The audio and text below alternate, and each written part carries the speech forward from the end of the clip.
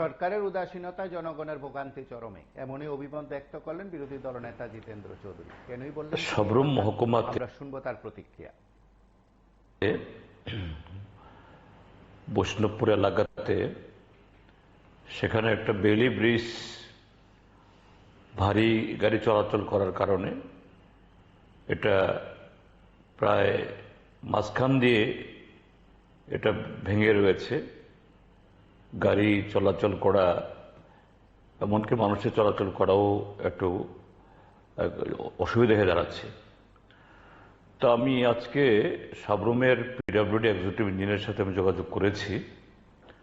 তিনি আমাকে জানিয়েছেন যে এই ব্রিজটা সেখানে যে বর্ডার রোড প্রজেক্টের কিছু ভারী গাড়িগুলা সেখানে চলার কারণে নাকি এটা হয়েছে। আমি বলেছি তাহলে তাদেরকে ধরার জন্য, বলছেন যে না, তাদের সেরকম ইকুইপমেন্ট নেই।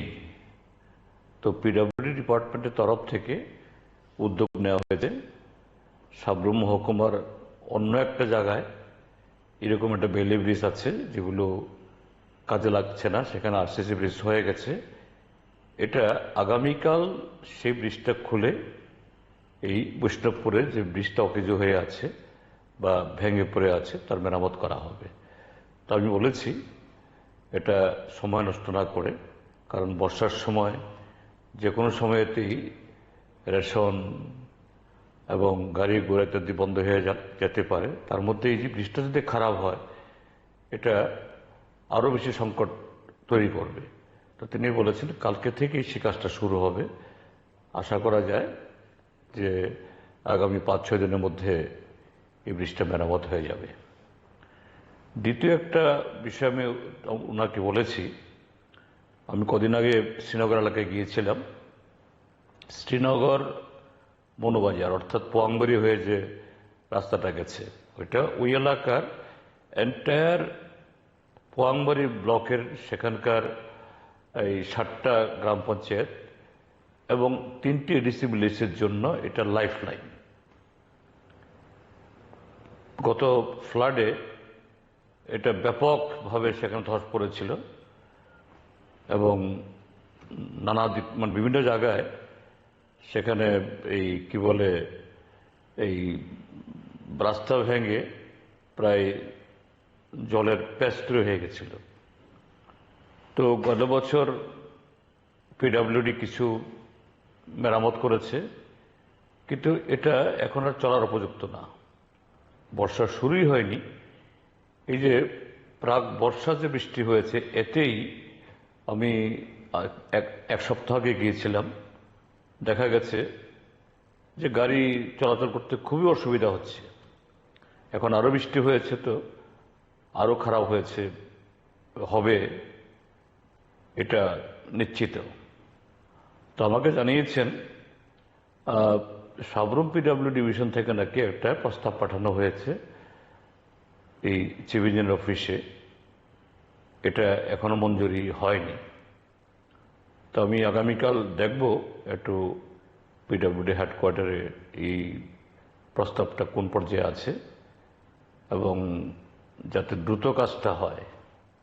আবার এখন বর্ষা নেমে আসছে, কাজে এই সময় মঞ্জুরি হলেও এই কাজটা হবে না। সব মিলিয়ে আসলে রাজ্য সরকারের সমন্বয়হীনতা, সঠিক পরিকল্পনা থাকার কারণে আজকে একটা জনদুর্ভোগ এমনভাবে বেড়েছে বিভিন্ন জায়গায়।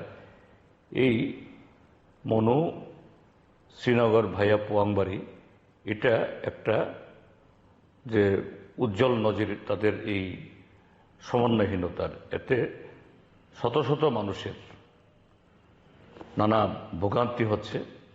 আমরা বারবার বলা সত্ত্বেও বিধানসভায় আমি কথাটা তুলেছি, মুখ্যমন্ত্রী যিনি পিডব্লিউডি দায়িত্বে তিনি বলেছেন যে এই রাস্তা এটা টেন্ডারের জন্য উদ্যোগ চলছে। আর আজকে শুনলাম পিডব্লিউডি এক্সিকিউটিভ বলছেন তিনি প্রস্তাব পাঠিয়েছেন। তো এটা মঞ্জুর হলে টেন্ডার ইত্যাদিতে আরও সময় লাগবে। এই হলো ত্রিপুরাজ্যে যে যারা বিকশিত ভারত, বিকশিত ত্রিপুরা ত্রিপুরা রাজ্যে প্রভূত উন্নয়নের কথা বলছে, তাদের কাজকর্মের হাল হকিকত। যাই হোক, আমাদের লেগে থাকতেই হবে, এছাড়া তো আমার অন্য কোনো উপায় নেই। এটা শুধুমাত্র রাস্তার ক্ষেত্রেতে না, বা মনু পোয়াংবাড়ি শ্রীনগর না, শ্রীনগর টু সাবরুম ভাইয়া ছোটো খেলো একই অবস্থা। তা আমরা বলেই যাচ্ছি, কি করা যাবে। এই সরকার শোনার মতো সেরকম লোক নেই, তারা উদাসীন, এরা শুধু নিজেদের ছবি, নিজেদের প্রচারে ব্যস্ত। এই জন্যই আমাদের জনগণকে আমরা বলি, রাস্তায় নেমে সরকারের ঘুম ভাঙানোর জন্য, টনক নাড়ানোর জন্য আমাদের আরও পরিশ্রম করতে হবে। না হলে এই ত্রিপুরা রাজ্যের মানুষের পানীয় জল, যোগাযোগ ব্যবস্থা, বিদ্যুৎ, সেচ, স্বাস্থ্য, শিক্ষা সমস্ত ক্ষেত্রে ভোগান্তির আর শেষ হবে না। কাজেই আমাদের আরও সতর্ক হতে হবে, সজাগ থাকতে হবে, প্রতিনিয়ত সরকারকে জাগ্রত রাখার জন্য আমাদের গণতান্ত্রিকভাবে আমাদের যে শক্তি, আমাদের যে অধিকার, তার প্রয়োগ করতে হবে। মহকুমার কয়েকটি বিষয়কে উল্লেখ করে সংবাদ মাধ্যমকে দেওয়া প্রতিক্রিয়ায় জিতেন্দ্র চৌধুরী বলেছেন প্রেসিডেন্টের উদাসীনতা এবং সমন্বয়হীনতার কথা। তার পাশাপাশি কৈলাসহরে আগামীকাল শুরু হচ্ছে এসএফআই এর রাজ্য সম্মেলন। 21তম রাজ্য সম্মেলনের প্রাক মুহূর্তে সম্মেলন কেন্দ্রিক শুভেচ্ছা বার্তা পাঠিয়েছেন বা শুভেচ্ছা বার্তায় সম্মেলনের ভাবনা তুলে ধরেছেন জিতেন্দ্র চৌধুরী। আমরা তার বক্তব্য কিংবা প্রতিক্রিয়ার অংশ বিশেষ শুনব। এসএফআই এর 21তম সম্মেলনকে কেন্দ্র করে তার শুভেচ্ছা কি বলছে। আগামীকাল থেকে কৈলাসহরে ভারতের ছাত্র ফেডারেশনের 21তম রাজ্য সম্মেলন শুরু হবে জেনে আমরা অত্যন্ত আনন্দিত হয়েছি। ভারতের ছাত্র ফেডারেশনকে আমি শুধু একটা ছাত্র সংগঠন দেখি না। আমি আমার ব্যক্তিগত জীবনে 1972 যখন নবম শ্রেণীতে পড়ি, তখন জীবনে প্রথমবার এই এসএফআই এর সংস্পর্শে আমি আসি এবং এসএফআই এর আন্দোলনে সেই সময়তে অংশগ্রহণ করার মধ্য দিয়ে আমি সমাজ, রাষ্ট্র এবং একজন নাগরিক হিসাবে পরিণত হওয়ার আগে ছাত্র জীবনে কিভাবে তার দৃষ্টিভঙ্গি, তার ভাবনা চিন্তাকে সেভাবে এগিয়ে নিয়ে যাওয়া দরকার, এই এসএফআইয়ের হাত ধরে আমি এটা প্রাপ্ত করেছি। কাজেই আজকের দিনে সেই এসএফআই দেশের যে বর্তমান শুধু ছাত্রদের যে শিক্ষা এবং শিক্ষান থেকে কর্মসংস্থানের সংকট যে প্রবাহমান, সেই প্রশ্নে না, যে সামগ্রিকভাবে আমাদের দেশের রাজনীতি, সমাজ, অর্থনীতি, সংস্কৃতি যেভাবে চলছে, সেই জায়গায় দাঁড়িয়ে দেশকে যদি বাঁচাতে হয়, দেশকে যদি সে পথে আবার উঠে দাঁড়াতে হয়, তাহলে ছাত্রদেরকে তৈরি করতে হবে। এবং এই মুহূর্তে এসএফআই ছাড়া ভারতবর্ষে সেরকম দায়িত্বশীল, সেরকম দেশপ্রেমিক ভাবনায় নতুন প্রজন্মকে গড়ে তোলার অন্য সংগঠন সেখানে সেভাবে কেউ কাজ করতে পারছে না।